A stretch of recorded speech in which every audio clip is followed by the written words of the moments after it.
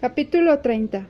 El constitucionalismo lucha contra las facciones disidentes. Lucha el carrancismo contra las facciones disidentes. En este capítulo nos dedicaremos a recordar los hechos de armas que tuvieron lugar en nuestro país cuando se rompió la unidad revolucionaria y los tres grupos disidentes lucharon encarnizadamente por conquistar el triunfo de la que ellos llamaban su buena causa. Desde luego anotaremos el triunfo de las fuerzas villistas al tomar la ciudad de Guadalajara el día 14 de diciembre de 1914. Estas fuerzas estaban comandadas por el general Julián Medina y, como todas las villistas por aquellos días, se hacían llamar convencionistas. Los zapatistas, que nunca se llamaron convencionistas, tomaron las plazas principales del estado de Tlaxcala y la propia ciudad de Puebla en los últimos días del año de 1914. En el norte y en la ciudad de Reynosa, el general Maclovio Herrera, antes amigo y partidario de Villa, obtiene un triunfo sobre los villistas en la segunda quincena de diciembre. Un sangriento hecho de armas ocurre en igual fecha en la estación Marte, en el estado de Coahuila. Los convencionistas marchan sobre la plaza de Saltillo, la que ocupan el día 6 de enero de 1915. También la ciudad de Monterrey es ocupada por los convencionistas 3 días después. Muere el general Jesús Carranza. Un hecho en extremo lamentable ocurrió en el istmo de Tehuantepec el día 11 de enero de 1915. Había sido comisionado en aquella región por el primer jefe, su hermano don Jesús Carranza, cuando ocurrió la rebelión del general Alfonso Santibáñez, que de constitucionalista se tornaba en villista.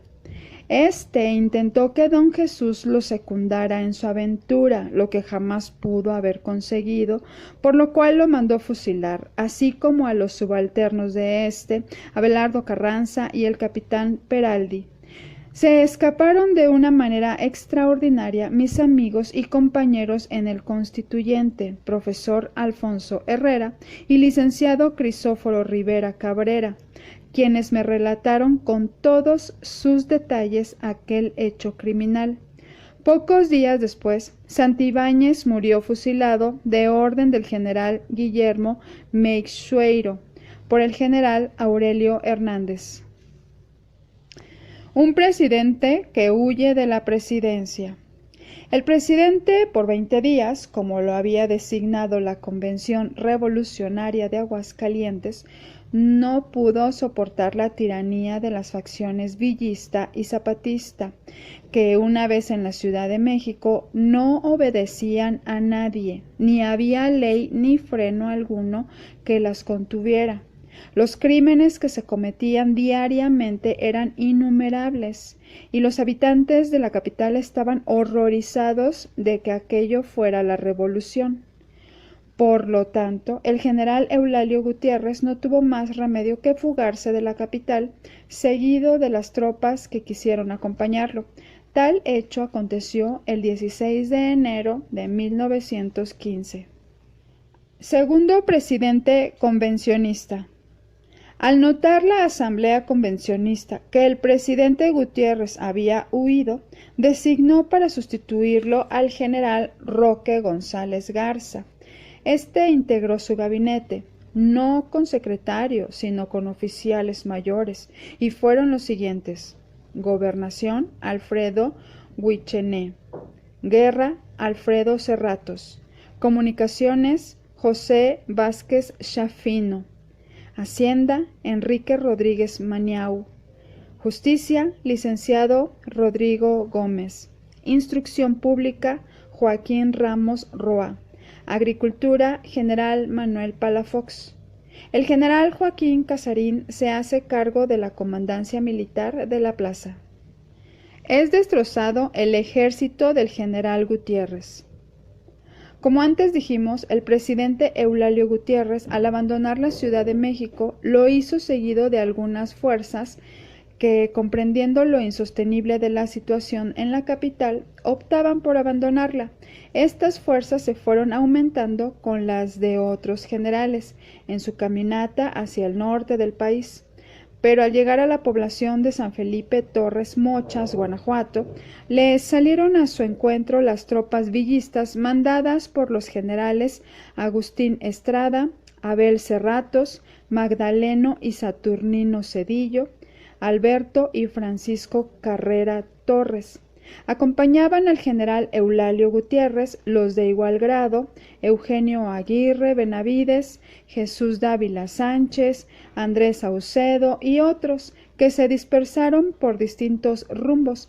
Con esto, el llamado gutierrismo, o sea, el grupo de aquellos que tenían fe en la convención y que creyeron que el general Gutiérrez podría ser un intermediario entre las facciones desunidas, se desmoralizaron por completo. Nuevas operaciones militares entre constitucionalistas y los villistas y zapatistas. Todo el año de 1915 se debate en luchas casi diarias entre las facciones contendientes. El 19 de enero, las tropas del general Manuel M. Diegues toman la ciudad de Guadalajara, que es abandonada por el villista Julián Medina. El día 27, los convencionistas abandonan la Ciudad de México y la ocupan los constitucionalistas al mando del general Obregón. También la ciudad de Tlaxcala es recuperada por los soldados del general Máximo Rojas, carrancista, el día 29 del propio mes y año. La ciudad de Pachuca es recuperada por los carrancistas el día 10 de febrero. Esta plaza era de suma importancia para las operaciones militares, como se verá después. Otro triunfo sobre los villistas lo obtuvo en Candela, Coahuila, el general Maclovio Herrera, 4 de abril de 1915. Poco disfrutó de su triunfo el general Herrera, pues pereció en un tiroteo en el que, por equivocación, se atacaron las fuerzas del mismo bando. Este hecho ocurrió el 19 de abril. Toman Morelia las fuerzas villistas. Sabiendo el general Villa que el gobernador y comandante militar de Michoacán, general Gertrudis G. Sánchez, había vuelto al constitucionalismo, se resolvió atacarlo, mandando a los generales Pablo López y José I.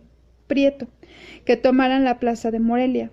Al saber Sánchez tal determinación y que ya por el rumbo de Pénjamo empezaban a entrar los trenes militares villistas, dio un decreto cambiando la capital del estado a la ciudad de Tacámbaro y trasladándose en compañía de las fuerzas militares, funcionarios y empleados públicos. Sánchez, que iba a la vanguardia, alcanzó a llegar a Tacámbaro, pero no así muchos empleados que se encontraban en Acuitzio, cuando a este lugar llegaron los villistas, causando el indescriptible pánico a quienes iban muy ufanos, creyendo el peligro muy lejano. En esa ocasión hubiéramos muerto quien escribe estas líneas y el hoy notable economista y escritor Eduardo Villaseñor. El tren en que íbamos a salir rumbo a Coapa adelantó su salida y no alcanzamos a abordarlo, por lo cual nos quedamos en Morelia. Dicho tren fue el último, con soldados y empleados carrancistas. Al llegar a la estación de Coapa, ya ésta estaba en poder de los villistas, por lo tanto, al descender los carrancistas, todos fueron hechos prisioneros y fusilados en el mismo lugar y en el propio momento. Fueron más de 70 las víctimas del villismo que iban en el tren fatídico. Jamás me he alegrado tanto de mi retraso.